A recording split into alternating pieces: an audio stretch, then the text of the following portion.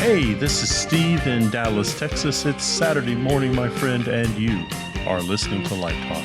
Well, good morning, everyone. This is Stan in Gainesville, Florida, and today we are discussing color mixing, reviews, and the ParNel, all on Light Talk. And this is David coming to you from the beautiful Belmont Shore area of Long Beach, California.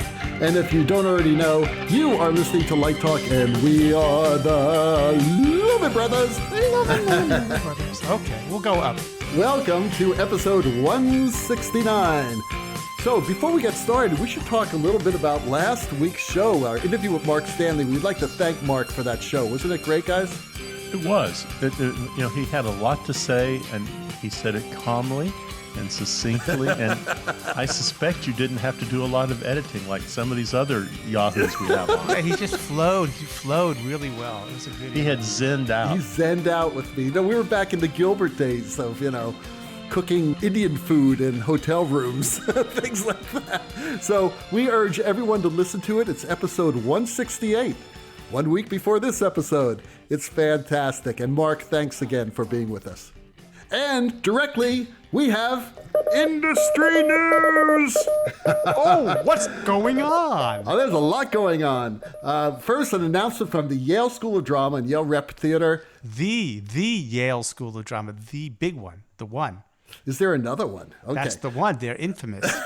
Okay. Anyway, they've announced that neither the school nor Yale Rep will produce a season of plays in 2020 and 21 due to the ongoing incompatibility of theatrical production with best public health practices in response to COVID-19. The 3-year MFA program is being extended temporarily to a 4th year to best meet and overcome the current and inevitable future disruptions of the pandemic. Now, we're going to be talking more about this on today's Let's Talk About segment, so we're just going to give you the news now and talk more later. More news! News! From Hamilton on Disney+. On July 3rd, Disney will be broadcasting a performance of Hamilton, recorded from a live performance with cuts from an empty theater performance for close-ups. Hey, now people don't have to mortgage their house or sell their children to science to afford to see this great show. So that is great news. And the best of all, it's Hamilton on Ice. Oh. Well, that's the next show, Hamilton on Ice. Is that the version with Dorothy Hamill? Dorothy Hamill. That's very funny. Okay. So anyway, that's pretty exciting because now it's only going to cost you $6.95 a month to see it. And you can just get it for 1 month and then cancel it. So instead of paying, $800 for a ticket or something stupid like that, you can see the damn show for $7 and you see all of it and close-ups a lot better than you would see it in real life. But hey, get used to it. That's all I have to say. News. QLab offer. QLab is offering annual licenses for educators, schools, and students at $75. That's amazing. How come it's not free? Yeah, that's true. I'm just using your logic, David. You're right. How come is it not free? Well, $75 before September. Maybe they need to make a little something to pay the bills like everybody during this time. Yeah, know something? You're right, Stan. But it's great that QLab is offering something here. And for people who want to learn how to use that media server and light cues and sound cues, it does everything now, right? Projections too, yeah? I don't know, though, if this is the full version, because they have different versions of it that do projections. So we'll have to find out more. But in case you want to learn it while social distancing, what you need to do is email them at support@figure53.com. And that's figure53.com. And let them know that you're an educator or a student, and hopefully they'll give you some information. I actually sent an email. I haven't heard back from them.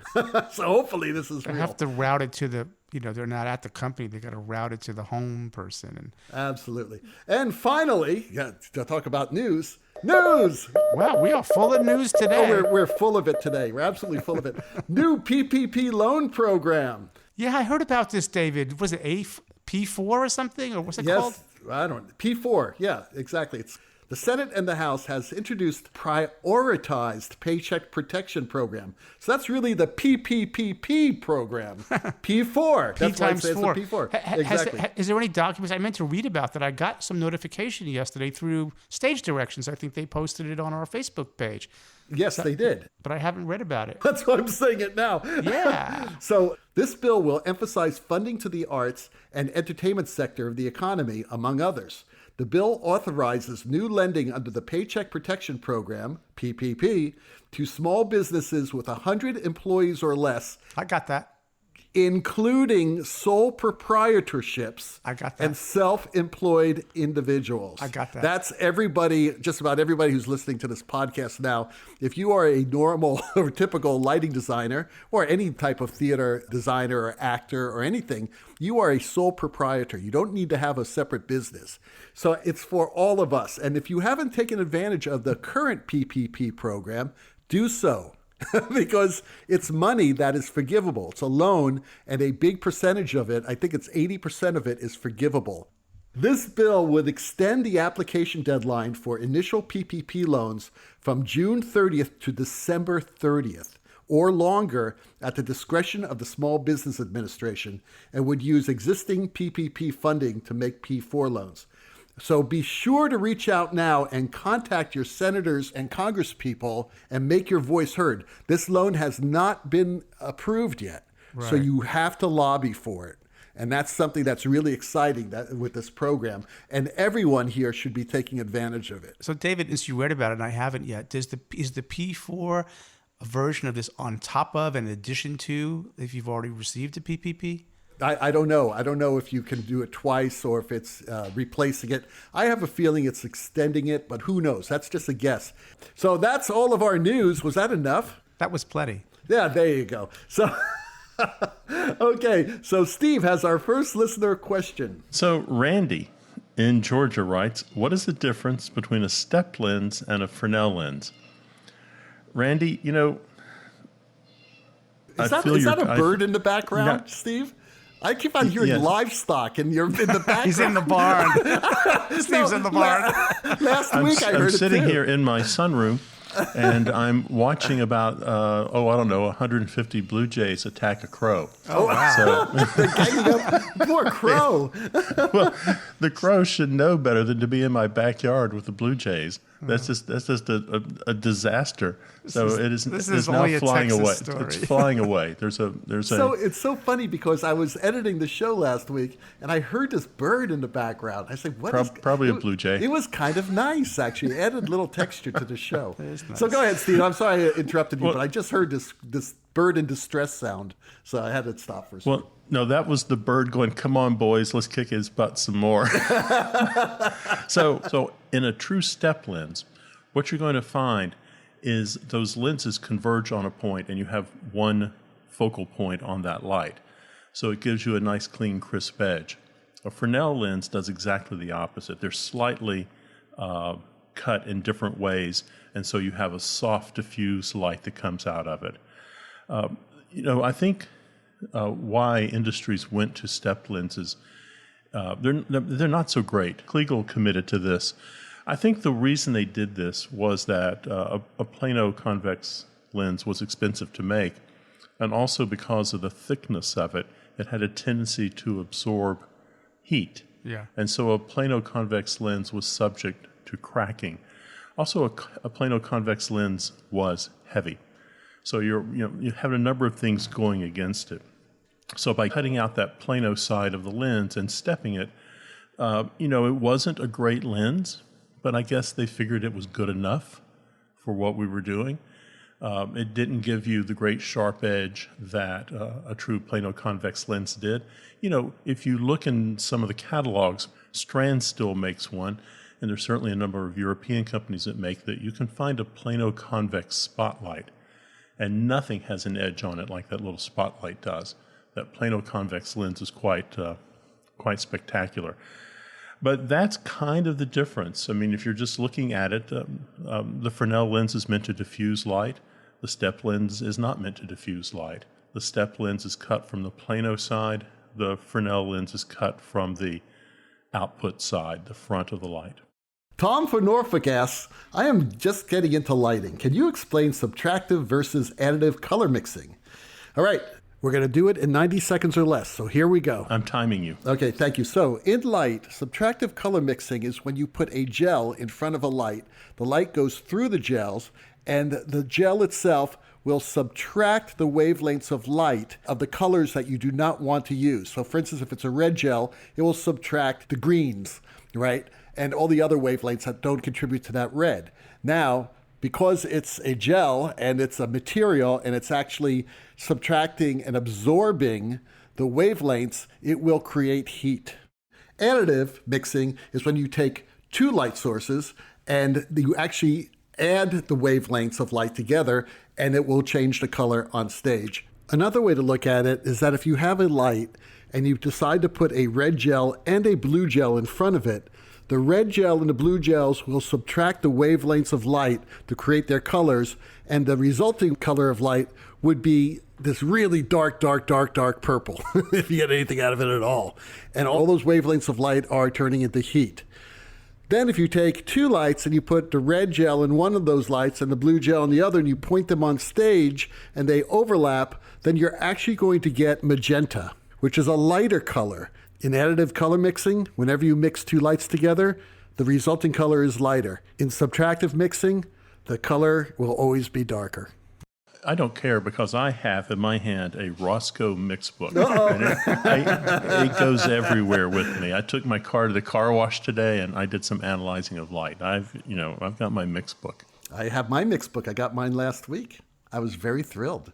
I will never say another bad thing about Roscoe ever again. What about IQs? Oh, IQ's a whole nother story. Stan, you have our next question. I do. Herman in St. Louis says, I'm curious because when I turn off the light board in the theater and the lights left on do not go out, but they will eventually fade out after a while. That is true. And I don't know if that's true on every system, but certainly on the dominant systems like ETC and Strand, I believe that happens, and there's a reason for it. Basically, the systems is set up to determine when the DMX signal is no longer present. There's a preset amount of time the lights will stay on for safety, right? And then they will, after the clock times out, turn off. And I believe that you can actually, if you're into drilling down deep into your control electronics on your dimming systems, or even on your LED systems, you can change the default time to make it longer or shorter. And it's also a safety measure. What would happen if somehow the control system failed and there was no DMX signal getting to your system? People had to get out of the theater. There was an emergency. Well, those lights would hold that last intensity for people, give people time to figure out what's going on. We on a related note, in some of the new systems that we're installing, where we're using smart breakers as opposed to dimmers, if you don't turn off the power to your LED fixture, then the driver and the electronics are still getting power 24 hours a day, 7 days a week. That burns them up, and it's also called a ghost load. So the smart breaker system does the same thing. It senses when DMX signal is no longer present. It holds that thing on for a certain amount of time, and then boom, off goes the breaker, and you're not sending power to your LEDs. So sending power all the time is not good, and then there's a safety component, as I explained. So Tammy from Los Angeles, out David's way, she asks, how important are getting good reviews? And what is the silliest review you ever got? Well, Tammy, getting a good review, that's the lifeblood. It's the mother's milk of a designer. If you're not getting good reviews, you're clearly a failure. Oh, wow, that's harsh. If you're going to sit there and read a review, and we all do, and if you're going to congratulate yourself and take yourself a selfie with your review and post it on your wall if it's good, and then throw the bad ones away, you can't do that. You either accept reviews for what they are, someone's opinion, and you don't save the good ones and throw the bad ones away. So, getting a good review, that's a big ego boost, and it's it's kind of nice because you're being maybe kind of peer reviewed, but really, if it's not from a major organization where they have a full-time reviewer who's not doing, the state fair and the flower shows and the dog rodeo. show and the cooking reviews, then, you can't take it too seriously when they say you're the best thing ever. As to what is the silliest review I ever got, I thought about that this morning. And, I think I haven't really gotten a silly review. I did get an odd review once. I worked on a show that, had some problems. And as I remember it, the review said something like, such and such show. Well, let me just say it was Titanic. That's a good Titanic slipped beneath the waves once again, except for design. It was just a really weird review, about 3 paragraphs long, and they said, here's the theater doing it, and the show was very uneven. And then they spent about a paragraph talking about the set was perfect, the costumes, were flawless, and the lighting supported them both. So, I guess that was the weirdest review I'd ever gotten, where the reviewer just completely abandoned the cast. But, it was like one sentence for each designer, but they did like the design. I don't know. What about you guys? Have you gotten silly reviews, David? I have, and I've got a whole list of them, but I'm not going to say all of them. But, you're talking about the importance of reviews. Sometimes the best review you can get is not being mentioned at all. Going back to what Robert Edmund Jones says, the lighting must support the actor. It must support the play. And if you are creating a lighting state that calls attention to itself, then I don't think you're really supporting the moment or the actors. As far as silly ones, I have a whole list of them. But my favorite, I've been called a lighting wizard. I don't know what the hell that is, but I do want that wand. And someone actually said that I was the master of density. Now, I have no idea what the hell that means. Density or intensity? Density. I'm very dense. I'm a kind of a dunce, but I'm not dense. You know what I mean? Maybe they're saying I was the master of density, but no, master of density. Master of density. Huh. How about you, Stan? Well, I've been thinking about this question a little bit, and I don't get a lot of reviews anymore. Well, so not in architecture, right? Right. So, the stuff that I do now doesn't really lend itself to that kind of scrutiny, but I did once upon a time. So I swept the attic and I thought about some reviews from back in the day, and 2 are still in my memory. And to Steve's point about, I would say, consider the source.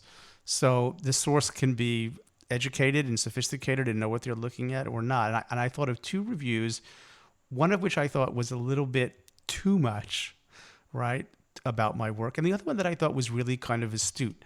So, and it used the word I had to look up. So the first one was a production of West Side Story that I did in a big outdoor theater, and the gentleman who wrote the review wrote for a fairly good newspaper in New York, and I think he knew what he was looking at based on the whole review, but he put my name in the same sentence as Leonard Bernstein. And the lyricalness of the music and Stan K's lighting, and I was like, wow, that's a little bit much to put me in the same category as Leonard Bernstein. So I sort of have to take that with a grain of salt. But I think maybe he was just being supportive. I was proud of the work, and I think the work was good for its day. The other one was a little bit more maybe thoughtful. I was working on an original play, and the guy who did the review was in a resort location, and the person I believe was a theater professor from some institution who wrote for this local paper. It was a summer stock situation. And in this scene, the play was about a love triangle, and there was a woman behind a set of Venetian blinds, and then there was a guy, like a triangle set up, and there's a guy upstage center who's smoking a cigarette, and he's in a backlight, and then there's another woman downstage right who's smoking a cigarette by herself, and I've got her it was a nice cue, let's just say, for the time. But the review, I really kind of threw him. He said, something about the sultry air and the color of the light and the intensity and the composition, and he said in the review you could smell the Gauloises burning. Now, I didn't know what a Gauloise it was. You guys, because you work in Europe, probably do. It's a French brand of cigarette, which I did not know, but this reviewer did. And so he was basically saying that the environment that I created was so sort of visceral that you could smell that type of cigarette burning in the room. And I took that as a compliment. So that was weird. One, I didn't know the name of a French cigarette that the gentleman used in the review. And the other one I thought was, to be put in the same sentence with Lenny Bernstein was maybe a little bit too much. I just thought of one, and I hadn't thought of this in a while. Some years ago, I was involved in doing remounts of Anthony Tudor's Dark Elegies. It's a dance piece. If you don't know Dark Elegies, it's a pretty solid tearjerker evening. It's set in 5 sections. It's like, I'm going to butcher this. So it's set to German music, Kindertotenlieder, I think, which is songs of the death of children. So you can get an idea of what the evening's about. Nice. So, all these people are on a cliff looking to the ocean where their children have been swept away, and they're going to dance for 20 or 30 minutes for you. I got a review on that, and I was reading it, kind of thinking, I did a pretty good job. It's going to be a great review. And I'm reading down through the review, and it gets to the lighting. And it says, this reviewer felt the lighting was a little too somber for the subject. I like them light and gay. So I don't know if he wanted more pink or what he wanted in the songs of the death of children to be on stage. But I got panned. There you go. You got panned. Hey, guess what? Breaking news. I just got an email from QLab. They say we offer 3 different types of educational licenses for QLab 4. To access educational prices, send me a copy of your school ID for confirmation of your status. And then visit, and they have a website, and create an account using your educational email license. Once you've created your account, let me know. I can enable educational pricing for that account. Oh, I thought I was kind of getting creeped out there. I thought they had you bugged and they were listening to the pre-recording of Light Talk. How the hell did they do that? Stan. Yeah. Oh, I was sorry. I was busy looking up how Gauloises smell. They smell like sea otters. Sea otters. The sea otter has the worst flagellants on the planet. I was reading about that last night. So they smell like sea otter farts. Is that what you're saying? I've never really sniffed a sea otter fart, but This has got to get out of this. This has got can't to be be worse. Okay, Stan, you're on, buddy. Where am I? Oh, I have one more thing to add about the step lenses. Oh, now? You know what they're really good for? What? For ashtrays. For people who smoked the then illegal weed. Oh, yes, they were good for that. I thought you used a rondelle. A rondelle was perfect. I've got a 12-inch rondelle sitting right next to me with all my pens and all my old pens and markers in. 12-inch rondelle. Ever see one of those? All right, Stan, here's your line. I'm trying to find it. You are listening to Light Talk. With the and Lumen Light Brothers. Talk is, You are listening to Light Talk with the Lumen Brothers, and Light Talk is sponsored by Better Than Nothing Industries. Everybody needs a pat on the back now and then. A word or gesture of support, approval, or just an actual pat on the back. A pat on the back can calm, it can comfort, or it can just show affection without that awkward air embrace. But what to do when you're all alone in the theater and there is no one to pat you on the back? Partnering with Pet Sweat of Japan and Cheeky Rigger Asia, Better Than Nothing Industries of Omaha is proud to present the Motivator Backpack, a self-congratulatory apparatus having a simulated human hand carried on a pivoting arm suspended from a shoulder-supported member. The hand is manually swingable into and out of contact with the user's back to give an amusing or an important pat on the back. All built into a stylish gray man backpack ready to deploy with a pull of the cord. Think of the possibilities. Wear your Motivator Backpack to the Tony Awards. It works equally well if you win or lose. Ask about our tuxedo model. Wear your Motivator Backpack to Sardi's restaurant and deploy while you read your review in the New York Times. Ask about our EDC model. Wear your Motivator Backpack in the faculty meeting. Practice social distancing and receive your well-deserved pat on the back the chair should be giving you. Ask about our school spirit model. But don't stop now. Think about all the folks you work with. The Motivator Backpack is a perfect gift for all those whiny people in your life who require a steady stream of attaboy. But wait, what if you're one of those lighting designers who is always on the road? Then you need the ball cap motivator. Just slap one on your kid's head. Then when you're away, with a touch of a button, your child will receive a pat on the head, and with the optional audio clip, he or she will hear your voice in their ear whisper, "What a day. I'm so proud of you." The Motivator Backpack and Ball Cap, they may not be perfect, and they are certainly no substitute, but hey, it's better than nothing. And now, back to Light Talk. The sound of those rabid ducks tells us that once again it's time for our favorite segment, Let's Talk About. And today's Let's Talk About segment is about Yale's decision to suspend their drama program productions through the 2020-21 academic year. Now, this is really interesting. They are offering online instruction for next fall and spring without productions and are offering a free fourth year of graduate work to all students.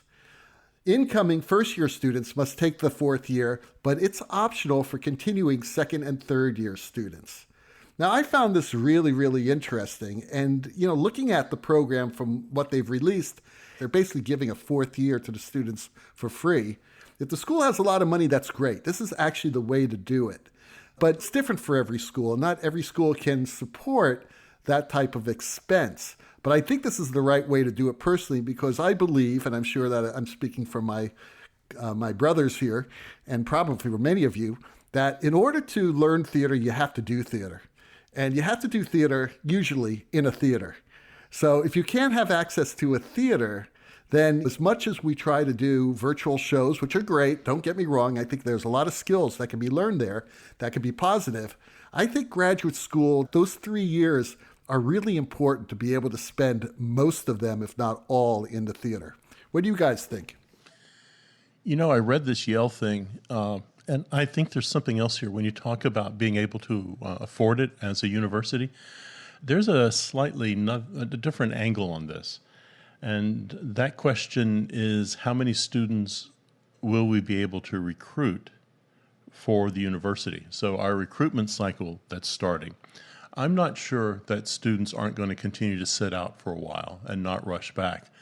So if you suspend recruitment for a year, which, I'll be, straight up, we're talking about it, then all of a sudden that money issue of expanding into a fourth year for your students isn't as difficult as it appears on the surface.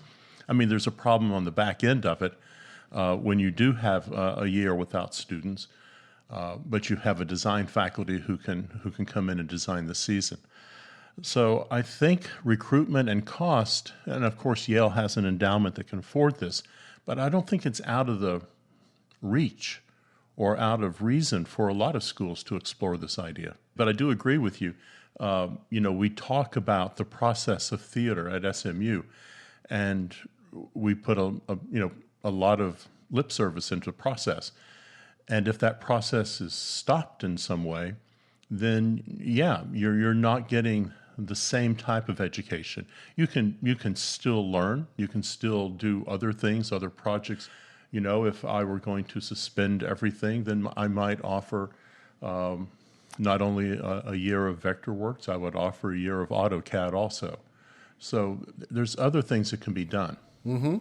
And that's what I think they're doing. If you're looking at this, that first year is going to be strictly online, where you can offer courses like that, taught by excellent instructors, and get it for free. You could do it at home. You don't have to go to New Haven. You could be in Perth, Australia, and do it. As long as you have internet and you don't mind working at 3 o'clock in the morning, there's a lot of stuff you could do online except for production, right? I don't know if the online stuff is what it's cracked up to be. I'm teaching an online course right now for undergraduates, and that's really difficult. you don't have the interaction that you would normally have. You can't easily spot someone who's in trouble or someone who's nodding off. So I don't know, we talk about online education. I don't think you're getting anywhere near the education that you would get if you're sitting in the classroom with a mentor. Absolutely, but still, even if you get 75% of it, it's better than getting none of it. This way, they're able to take classes from their future mentors, or actually it'll be present mentors, but people who they'll be sitting in classrooms in the future with, and you can help prepare them to even have a better 3 years. The last 3 years would be outstanding. I mean, think about all the remedial training we have to do for grad students when they come in.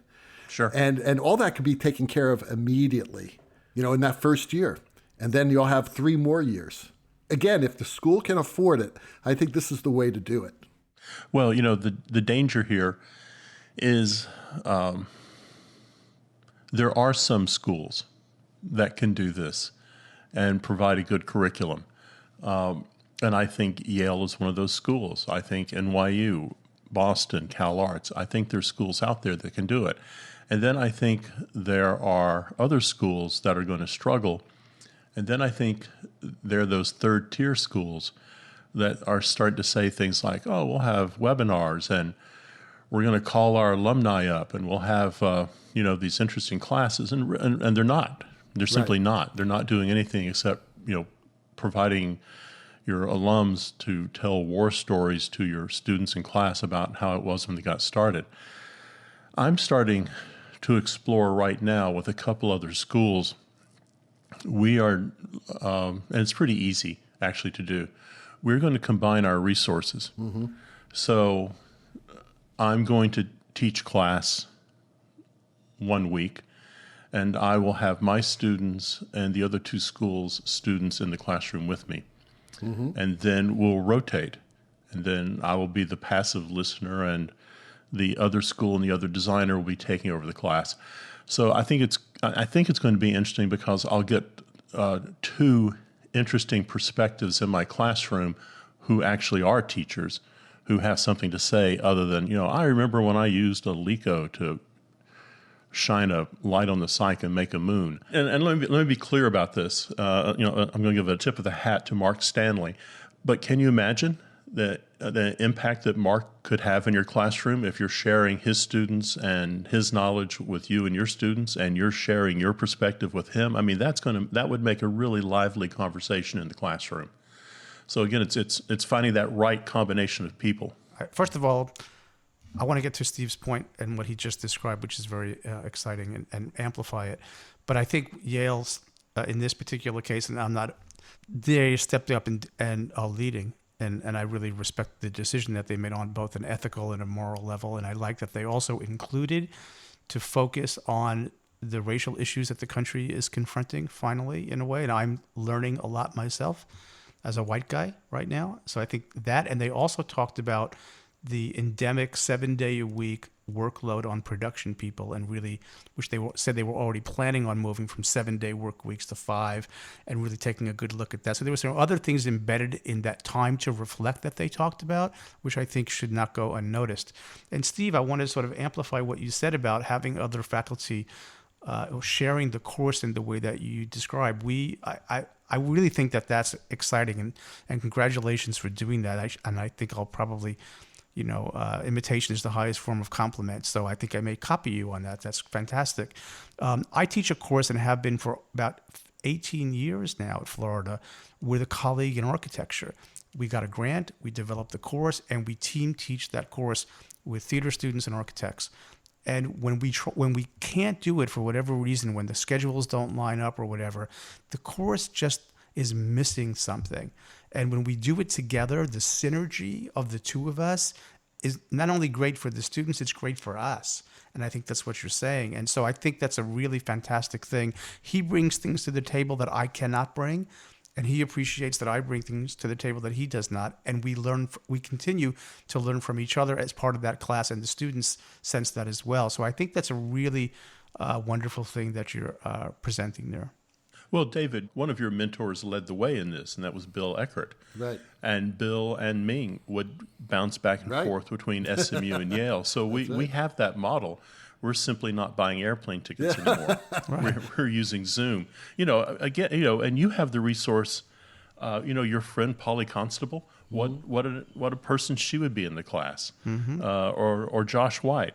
There are a number of people out there who really can do this, and have something to offer. Right.